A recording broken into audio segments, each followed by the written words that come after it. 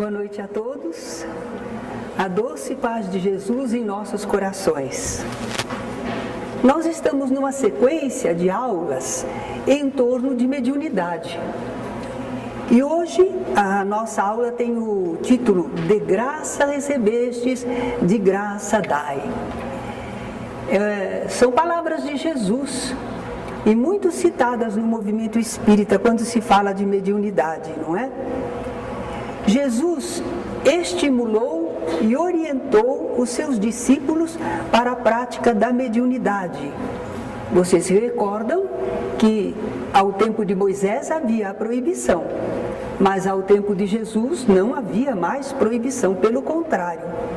Jesus estimulou e orientou os seus discípulos para praticarem a mediunidade, exercitarem essa faculdade sublime, e disse para eles trabalharem com essa mediunidade, as suas faculdades, em favor da humanidade. Jesus fez então várias recomendações. Ele disse nessa oportunidade: curai enfermos, purificai leprosos. Eles não poderiam fazer isso como pessoas que eram, porque eles não eram médicos nem enfermeiros, mas como médiuns, como intermediários dos espíritos, eles serviriam muito bem para que os mensageiros do Senhor ajudassem a humanidade, curando, não é? Sanando o problema da hanseníase.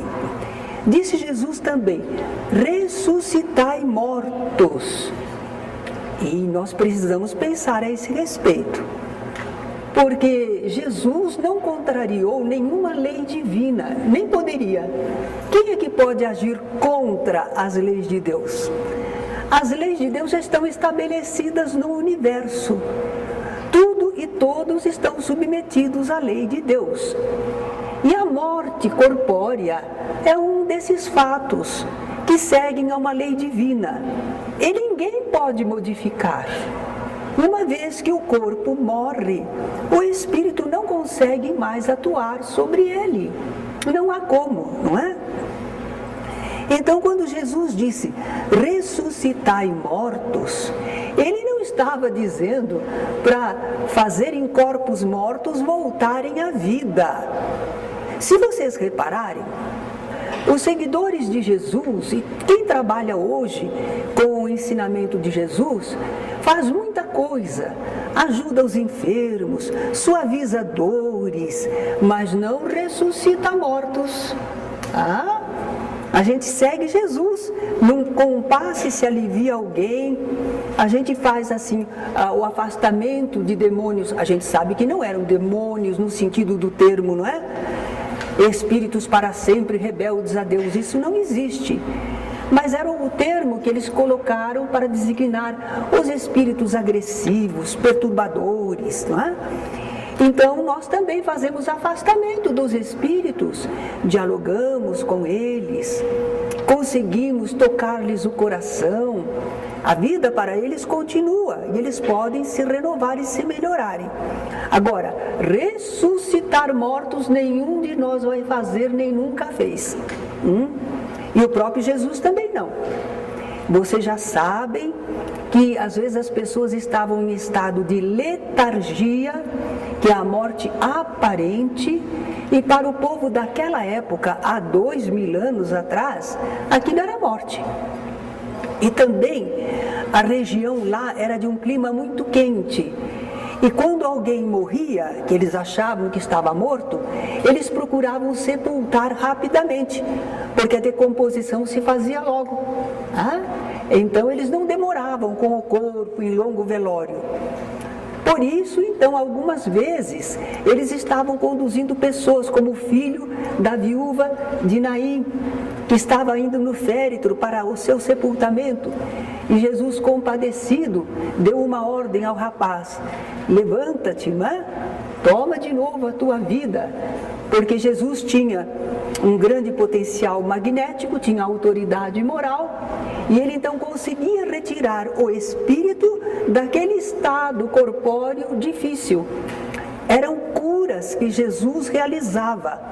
e não fazer um corpo morto voltar à vida. Não era isso. Enfim, como as pessoas não entenderam, até hoje vivem falando de ressurreição dos corpos. Eu também só entendi por que, sem intuito de crítica, mas de nós compararmos. Eu não entendia por que os católicos insistiam na questão ressurreição da carne. Até que eu fui fazer uma palestra, uma aula sobre anjos e demônios. E aí eu encontrei a doutrina católica que dizia assim, que Deus criou os anjos puro espíritos. Eles não têm matéria, não têm corpo. Eles já foram criados por Deus puro espírito, para serem os seus ministros, os seus mensageiros sobre a humanidade. Mas o ser humano foi criado corpo e espírito, alma. Então, a pessoa humana, quando morre, segundo eles entendem, tem que ressurgir alma e corpo, porque senão não é uma pessoa humana. A pessoa humana é corpo e alma. Então precisa ressurgir o corpo, é isso que eles pensam. Mas nós espíritas sabemos que o espírito já existia antes de se formar o corpo. O espírito já existia na vida espiritual. Então ele encarna, ele utiliza o corpo, mas quando o corpo não serve mais, o corpo morre, o espírito se liberta e continua vivendo como espírito que ele era. A diferença é essa. Daí nós não nos preocuparmos e não acharmos que há ressurreição da carne. Mas os que estão apegados a essa ideia, não é? Acham maravilhoso, ele ressuscitou mortos. Não, ele não ressuscitou mortos. Ele curou corpos que estavam em letargia, no estado de morte aparente. E foi uma grande obra que ele fez. Uma coisa admirável, não é qualquer pessoa que consegue, não é? Em relação à vida espiritual, convém lembrar também Jesus, porque ele disse, Deus não é Deus de mortos, porque para ele todos vivem. O corpo morre, mas o que Deus criou imortal é a essência espiritual. Nós somos seres espirituais e não morremos nunca. E quando nós estamos libertos da carne, nós estamos vivendo espiritualmente. Para Deus, imagine se somos mortos. O corpo é que foi morto, não é? Bem, então esse ressuscitai os mortos, que ele falava para trabalhar com a mediunidade, ressuscitar os mortos, significaria, tragam os mortos de volta. Aqueles que o pessoal pensa que morreu, acabou, tragam eles para comprovar a imortalidade, não é? Era isso que Jesus dizia aos seus apóstolos. E ao final de todas as instruções, ele disse, de graça recebestes, de graça dai. Era a recomendação para que o exercício da mediunidade fosse gratuito. Não se cobra pela mediunidade. É recomendação de Jesus. Tudo bem, mas por que será, não é? Ele exemplificou. Tudo que Jesus ensinava, ele viveu. Então Jesus não somente recomendou, ele também exemplificou o trabalho espiritual gratuito. Quando foi que os seus discípulos cobraram alguma coisa pelas tarefas que realizavam com a sua mediunidade? Nunca. Será que Jesus cobrou alguma coisa dos seus discípulos, apóstolos, quando ele fez o trabalho de estímulo às suas faculdades mediúnicas? Também não cobrou nada, não é? Nenhuma das realizações que Jesus fazia com as suas forças espirituais, ele cobrava absolutamente nada. Quando ele expulsou os vendilhões do templo de Jerusalém, ele deu uma enérgica demonstração de que não se deve comerciar com as coisas espirituais, nem torná-las objeto de especulação ou meio de vida. Estamos concordes até aí? O ensinamento de Jesus é esse. É o ensinamento e o exemplo do nosso mestre. Mas por que ele teria recomendado e exemplificado assim? Em princípio, porque a mediunidade é uma faculdade concedida por Deus ao ser humano. Não é um dom. Todos nós somos seres espirituais, transcendemos ao corpo em certas circunstâncias e sentimos o plano espiritual, comungamos com o plano espiritual. Naturalmente, algumas pessoas fazem isso de modo mais ostensivo, mais regular, mais intenso, mas todos nós temos comunhão com o plano espiritual, não é? E quanto a essas pessoas que são médiums ostensivos, eles não pagaram nada pela sua mediunidade, como nós também não pagamos. Quando a gente, por exemplo, transcende um pouco o corpo e vê um espírito, ou recebe uma inspiração, a gente paga alguma coisa? Não paga nada. É gratuito. A gente recebe de graça. Então, de graça, devemos dar também. Quando eu trabalhava para essa aula, eu fiquei pensando assim, aquilo que algumas pessoas iriam argumentar. Mas também foi de Deus que nós recebemos a vida, a inteligência, a força. E com tudo isso a gente realiza trabalhos. E a gente recebe paga. E é muito justo. Qual é o problema?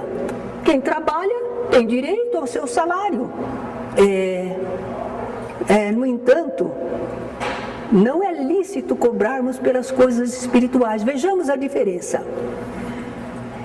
Quando nós cobramos pelo nosso trabalho físico ou intelectual, nós estamos fazendo um trabalho que atende às necessidades da vida terrena, nossas e dos nossos semelhantes. A gente faz alguma coisa que é útil para o conjunto.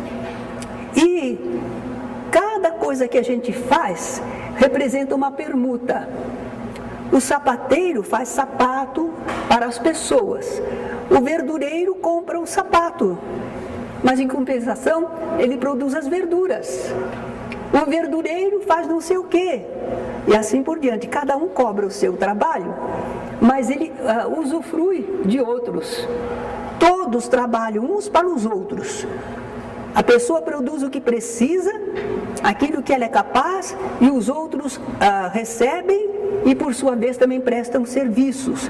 Então cada qual das pessoas tem sua capacidade ou aptidão. E essa capacidade ou aptidão é útil no conjunto humano. Todos podem fazer alguma coisa útil para o conjunto, todos podem ganhar o seu pão. A gente abre exceção para criancinhas, para idosos, para aqueles que estão muito enfermos. A gente não vai exigir, não é? Que eles trabalhem, não está em condição. Mas todos os outras pessoas, todos nós nos sentimos dignos. Eu ganho pão com o suor do meu rosto, quer dizer, eu sou capaz de me manter. Eu faço alguma coisa que é necessária ao conjunto. Eu permuto o meu trabalho com aquilo que os outros produzem. Muito bom. É justo, é indispensável que esse trabalho terreno seja remunerado, que cada um receba pelo que faz o salário devido, que vai assegurar a sua sobrevivência corpórea. Agora imaginemos se a mediunidade for colocada como comércio ou profissão. O que será que pode acontecer? Os pobres terão dificuldade, impedimento ao esclarecimento espiritual, ao conforto, ajuda. Porque o pobre não pode pagar. E se a mediunidade está sendo paga, o pobrezinho fica olhando, mas ele não tem dinheiro para se aproximar das coisas espirituais. Se estiver sendo cobrada, tadinho dos pobres. Eles ficam alijados do amparo espiritual. Por isso mesmo, Allan Kardec diz assim: Deus quer que a luz chegue a todos. Não quer que o mais pobre dela fique privado e possa dizer: não tenho fé, porque não a pude pagar. Não tive o consolo de receber encorajamentos e os testemunhos de afeição daqueles que eu pranteio, porque sou pobre. Já imaginaram? A pessoa não alcança, não tem direito ao consolo de saber que os seus entes queridos prosseguem vivendo, porque não pode pagar o médium para intermediar os seus seres espirituais. E ele também não tem certeza da imortalidade, porque ele não pôde dialogar com espíritos, presenciar acontecimentos. Então ele só ouve falar: olha, a vida continua, mas ele nunca teve comprovação, porque ele nunca teve acesso às reuniões mediúnicas, às manifestações de espíritos. Não é doloroso isso? Outra coisa, o médium, quando cobra pelo seu exercício mediúnico, ele recebe paga. Mas quem é que produz o trabalho? Os espíritos. Não é imoral? Eu estou lucrando com o trabalho dos espíritos.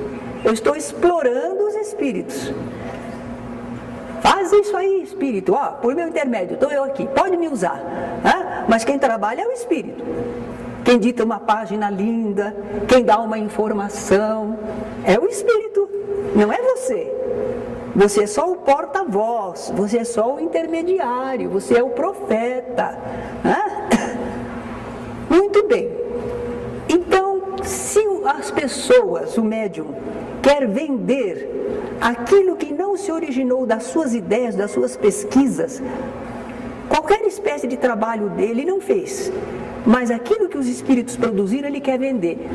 Infelizmente, no movimento espírita, pouquíssimos, é verdade, felizmente, mas alguns estão perdendo isso de vista.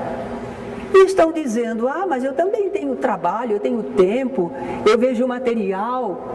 Mas ele não produziu o trabalho, não é obra dele, mas ele vende como se fosse dele. Não, isso está errado. Na nossa editora, por exemplo, todos os autores, eles doam os direitos autorais. Precisa ser responsável pela obra, tem que ter um autor responsável. É o médium, é aquele escritor, mas todos nós doamos os direitos autorais. Não ganhamos nada com isso, porque nós entendemos que mesmo este trabalho com as ideias espíritas, elas não são nossas. Nós apenas as organizamos, contamos fatos, mas em verdade nós estamos reproduzindo a doutrina espírita. Não é criação nossa. Não é esforço nosso, não é? Então nós não vendemos as coisas que não se originaram de nossas ideias ou pesquisas, que não exigiram qualquer espécie de trabalho nosso. Outra coisa, trabalho dos espíritos e nós recebemos a paga. A paga é em coisas materiais. Espírito usa as coisas materiais? Não usa. Não adianta tapar o sol com a peneira e dizer: não, mas é para as obras assistenciais, não, mas é para fazer a caridade. É muito perigoso isso. Quando a pessoa doa os direitos autorais e a obra vende em benefício da assistência social, tudo bem.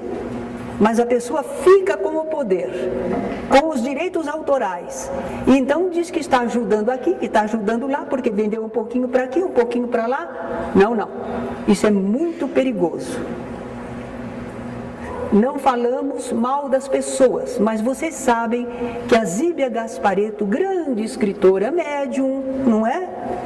E o filho dela, Antônio Luiz Gasparetto, a questão de uns anos atrás, não sei se 8 anos, eles vieram a público e declararam que não eram mais espíritas.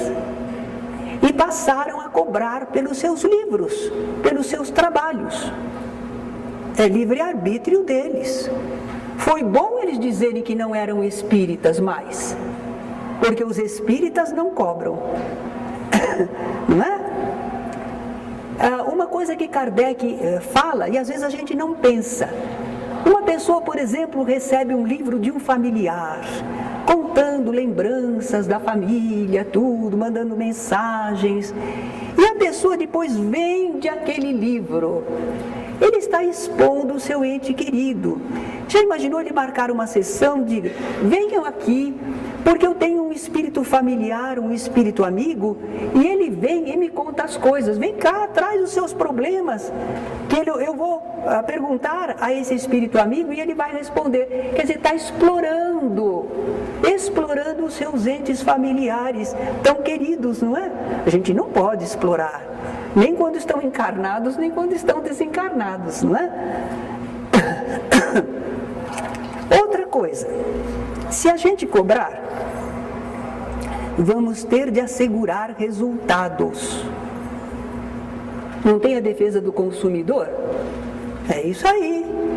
Pagou para ter uma comunicação e não veio a comunicação. Não veio, devolve meu dinheiro. Não teria que ser assim? O médium não pode assegurar que os espíritos virão e atenderão a pessoa como ela quer, como ela pensa, como ela espera. Não pode. O médium nem sabe se ele vem ou não. Chico Xavier, naqueles programas do Pinga Fogo, às vezes ao final o pessoal pedia, pode se concentrar para receber alguma mensagem?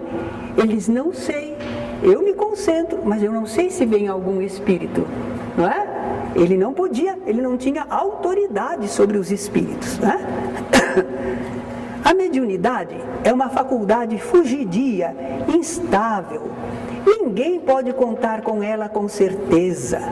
E ela não funciona sem o concurso dos espíritos. E os espíritos nem sempre podem, nem sempre devem e nem sempre querem atuar. Os bons espíritos, às vezes, não querem atuar. Por quê? Porque eles não querem ser coniventes com o erro do médium que está cobrando pela consulta.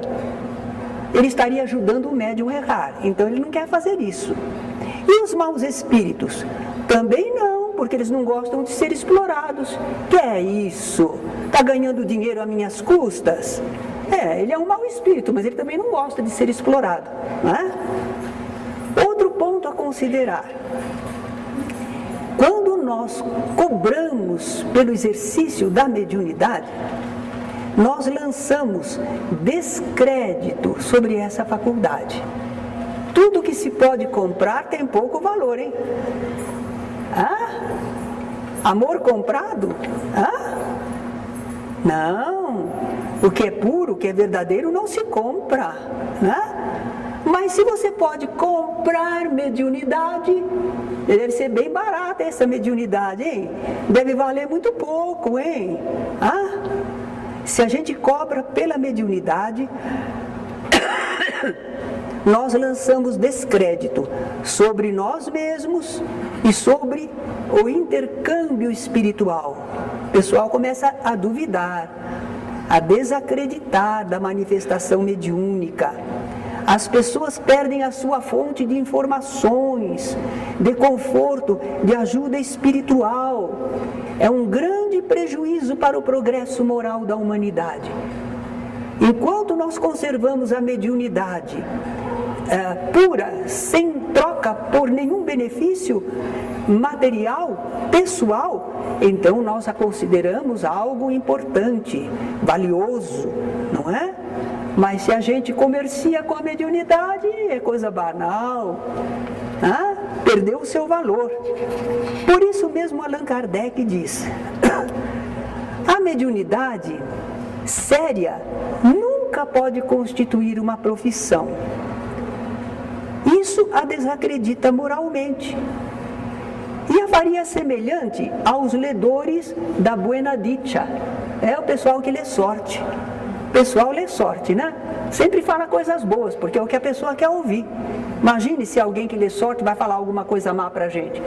a gente não quer nem pagar, vai embora, tá já me agourando, né? Esse tráfico degenerado em abuso, explorado pelo charlatanismo, a ignorância e a credulidade dos supersticiosos, foi o que levou Moisés a proibi-la. Por isso, estava desacreditada, estava sendo mal usada, não é? Mas o Espiritismo, compreendendo o aspecto sério do fenômeno, desacreditou a sua exploração e elevou a mediunidade ao grau de missão.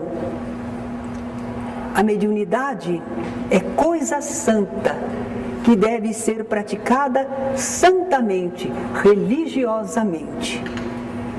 Talvez que alguém diga, mas eu não cobro nada não recebo dinheiro nenhum. Não recebe?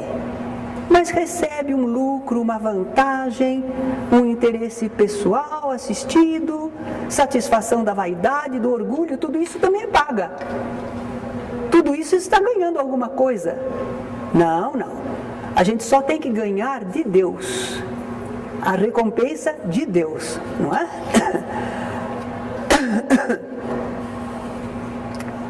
Um médium dá seu tempo ao público. Ele fica horas atendendo ao público. E ele diz que faz isso no interesse da causa espírita. Mas que ele não pode dar todo esse tempo de graça. Sabe o que Kardec pergunta nesse caso? Será no interesse da causa ou no seu próprio interesse que ele dá esse tempo? E não será porque ele entrevê aí uma ocupação lucrativa? Por este preço, encontram-se sempre pessoas devotadas. Será que ele não tem um outro trabalho à sua disposição? Só tem o trabalho da mediunidade para sobreviver? Não, né? Quem não tiver com que viver, procure recurso fora da mediunidade. Se quiser, consagre-lhe materialmente o tempo disponível. Só tem 1 horinha disponível. Tudo bem. 1 hora por semana. Tudo bem. Tenho 2 horas por semana. Ótimo. Eu posso atender 2 vezes por semana. Muito bem.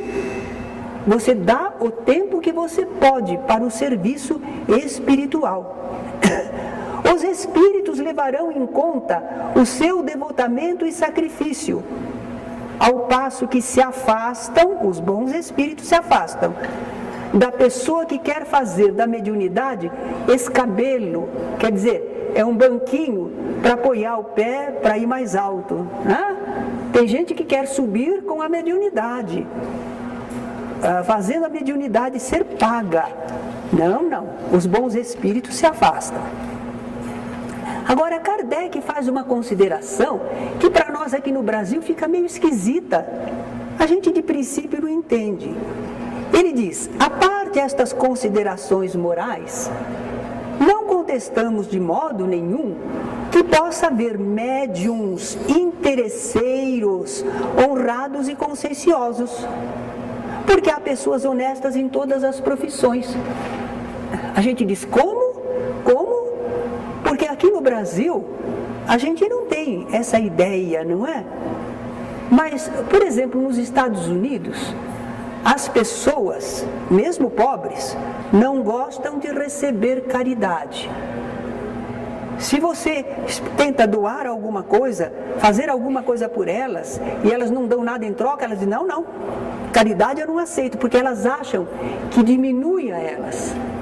Que elas ficam pessoas que não são capazes de se bastar a si mesmas, que dependem da caridade alheia, elas não querem. O brasileiro gosta, né? O brasileiro diz assim, quer me dar alguma coisa? Opa, gostei! Então a nossa mentalidade aqui é diferente dos europeus, é diferente dos estadunidenses. Eles veem isso como uma ofensa.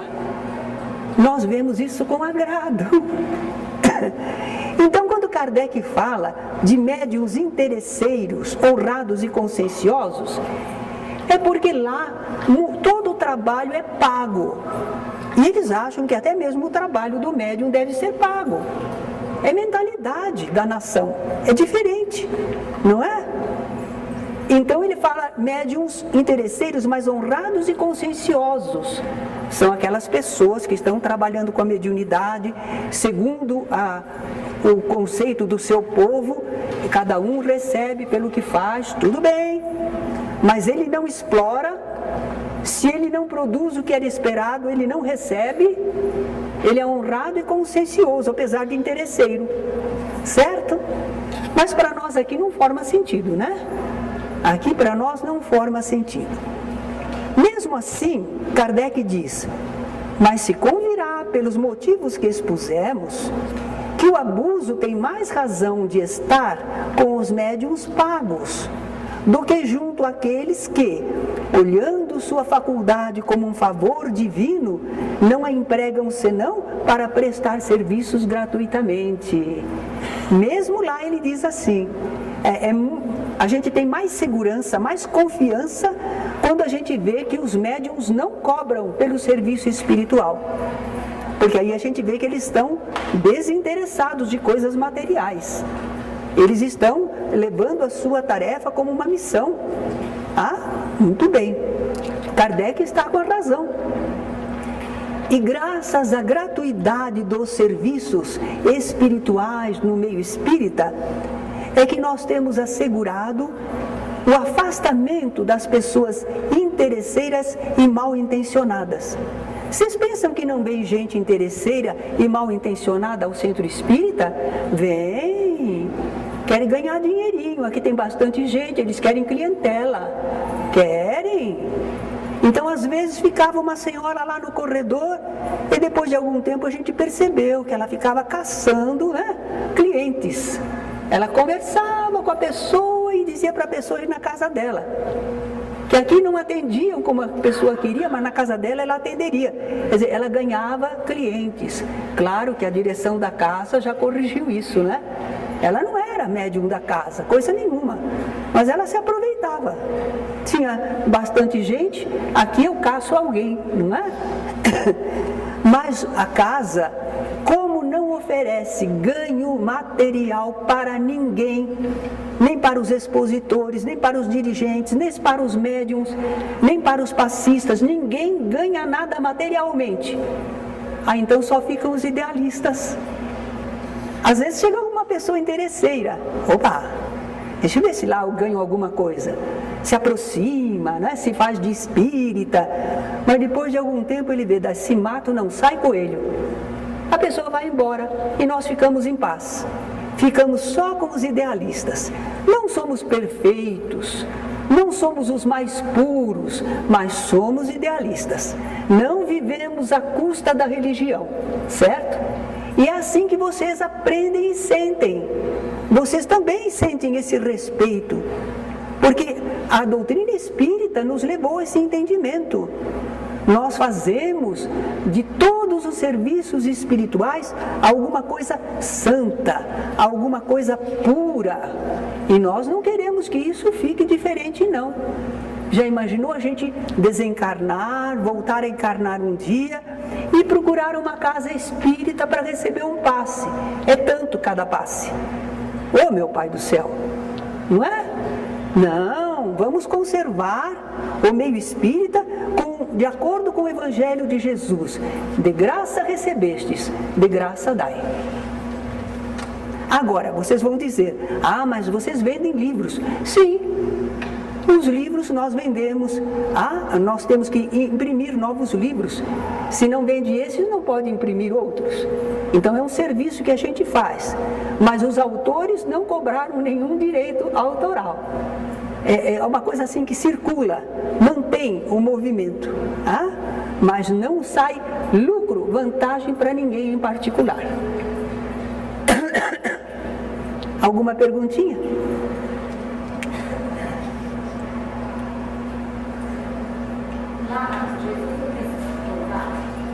O lar de Jesus? Jesus ressuscitou Lázaro. Voltou no tema da ressurreição, né?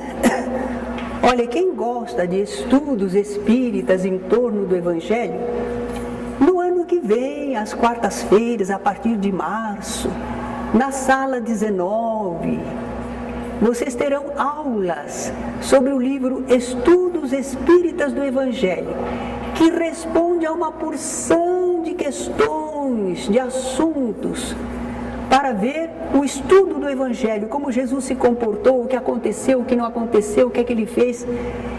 Sobre a ressurreição de Lázaro, nós vamos dizer que Jesus não ressuscitou nenhum corpo morto. Porque a lei divina é, morre o corpo, não dá para fazer mais nada. Não adianta, não adianta.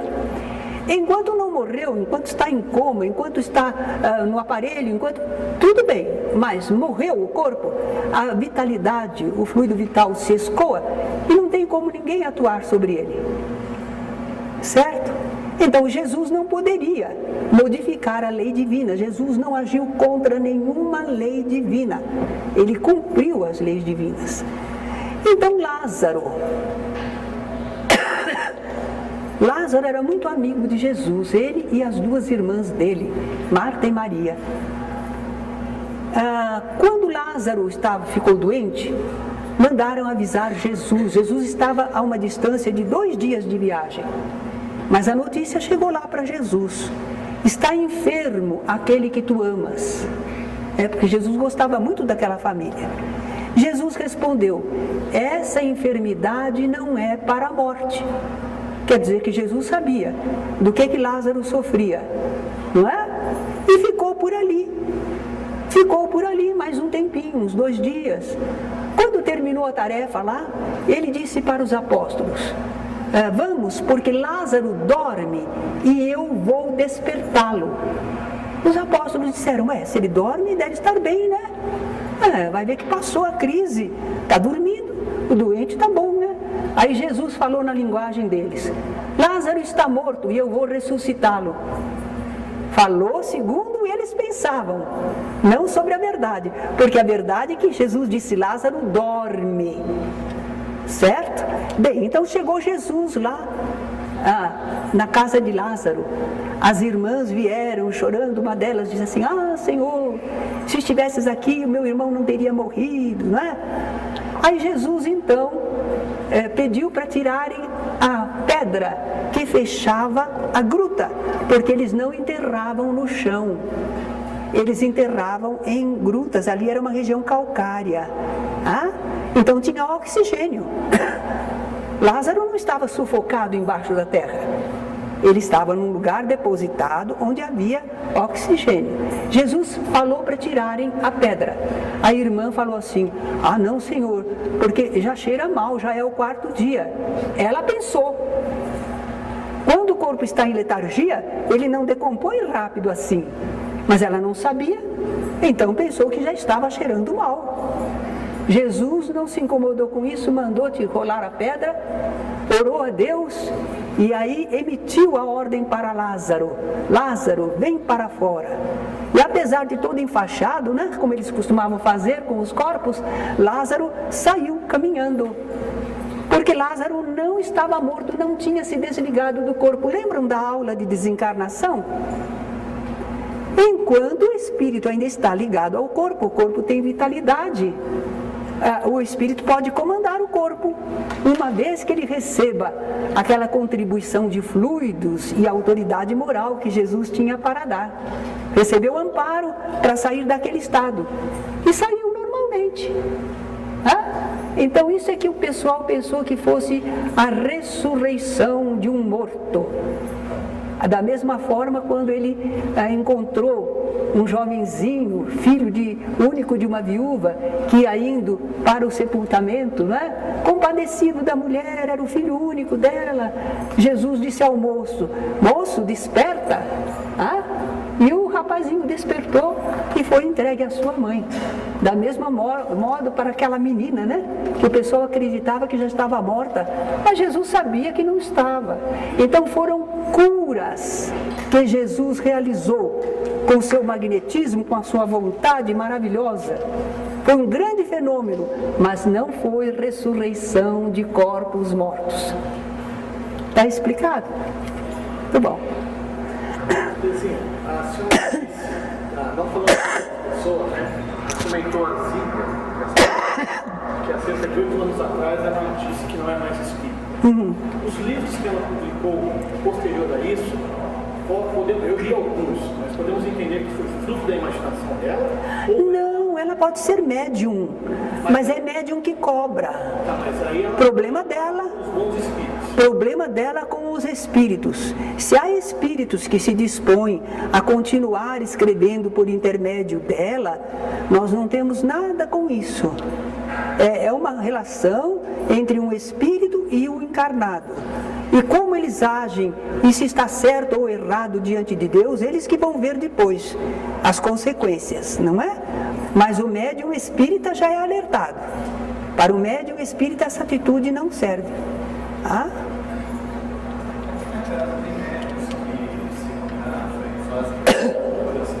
Nós acabamos de ler, mas para consulta, você disse? As novas mensagens da Sheila são recebidas através do Cleiton.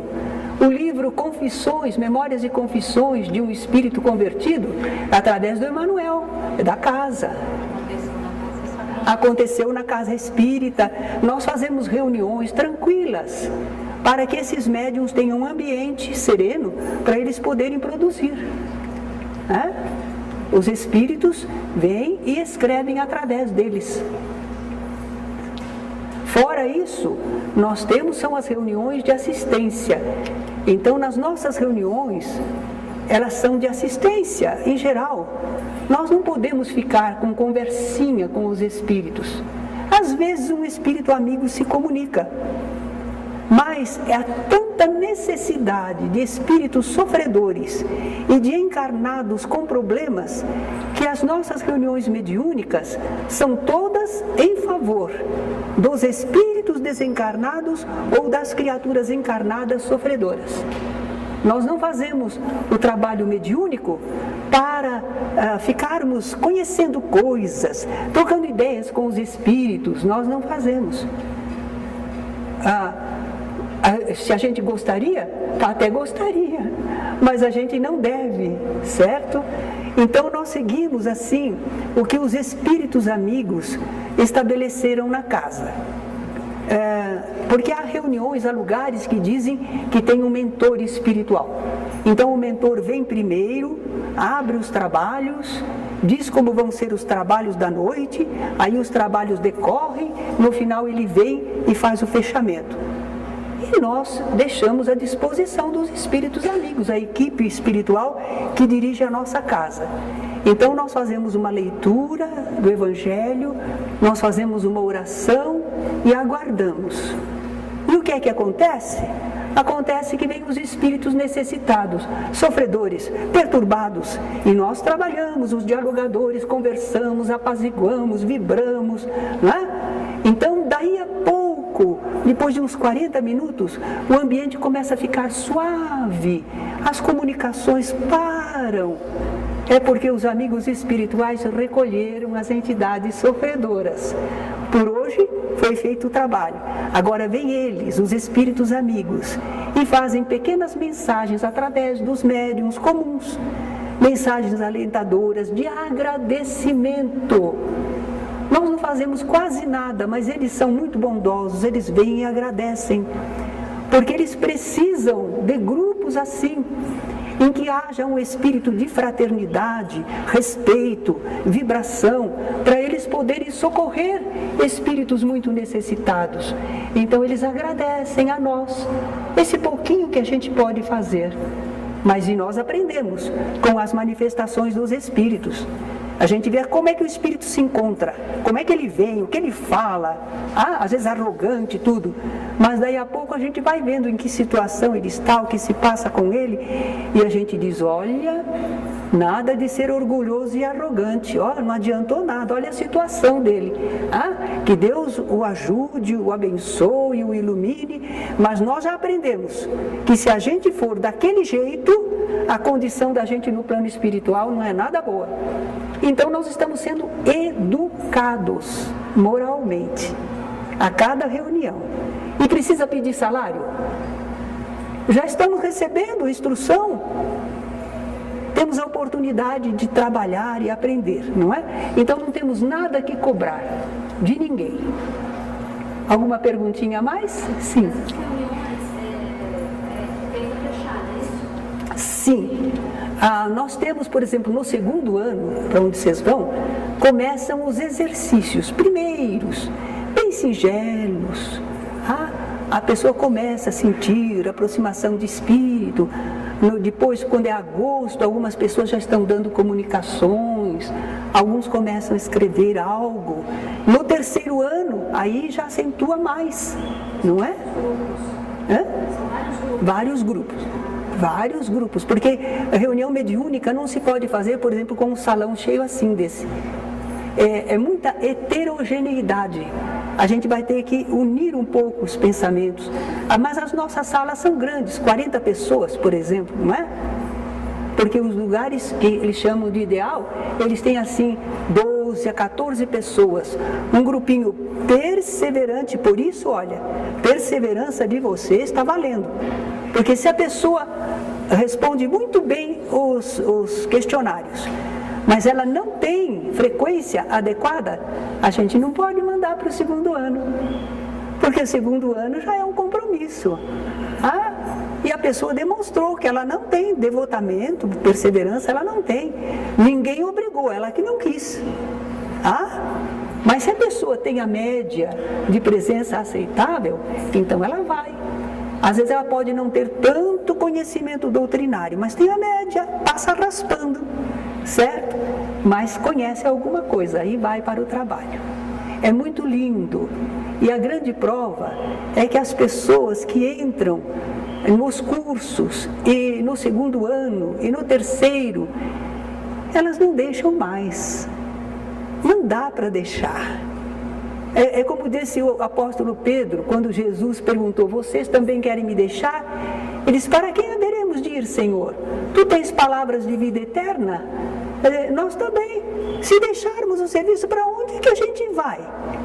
No mundo aí só tem futilidade, só tem tanta coisa errada, e nós perdemos aquela oportunidade 1 a 2 vezes por semana de um convívio espiritual, de um alentamento.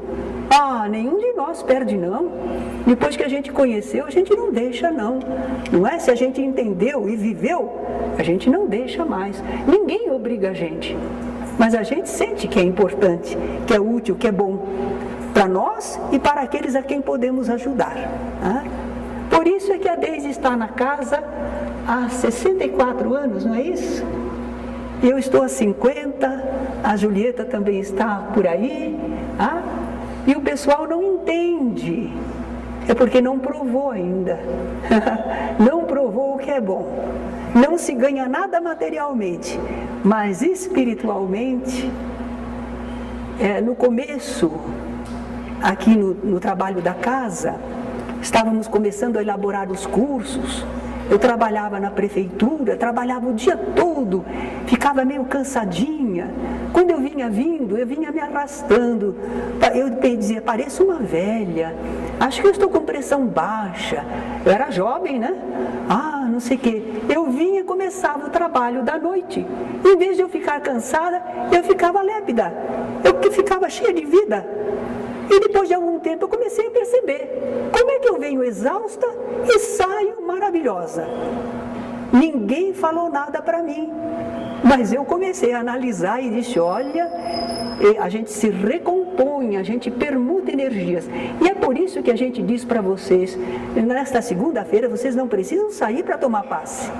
Porque neste momento em que vocês estão orando, pensando, sentindo, vibrando, vocês já estão fazendo a permuta. Não dependem do passe, a não ser num caso de uma enfermidade mais forte, um problema moral, uma mágoa muito grande, um problema grande de família. Fora isso, a gente não precisa sair da aula para receber energias. Tudo bem? Agradeço então a vocês e vamos encerrar.